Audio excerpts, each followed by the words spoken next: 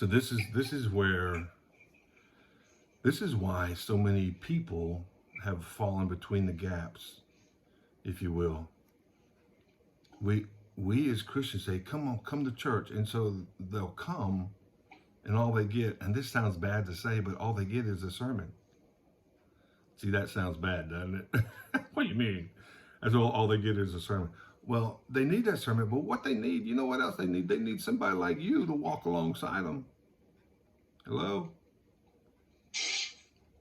Right? To have these conversations with them.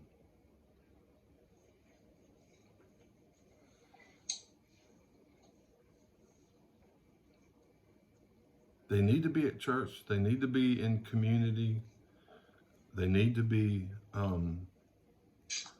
in a healthy, ongoing discipleship relationship with a mature believer, so that when they say, "Hey, man, you know, this is what I'm going through," um, they've got a mature believer to help them to balance the truth of God still loves me. I need some help getting out of my sin, and then you and I raise our hand and say, I'll help you. I'll be there for you, man. Let's keep moving this direction, though, right? Let's keep moving away from sin. Yeah. I was gonna raise my hand. Me too. Yeah. Yeah. And that humility.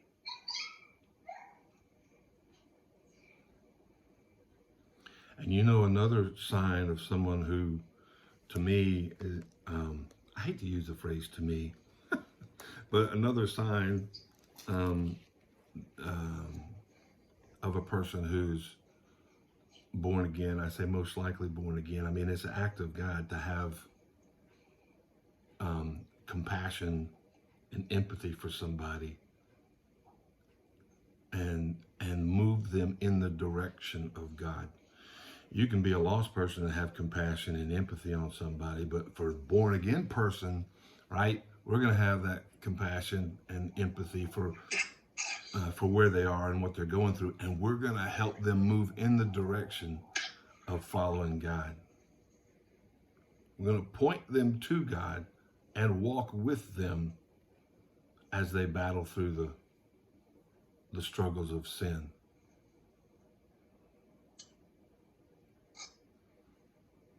This is why I think the gospel is so much easier so much less complicated than what we've made it to be.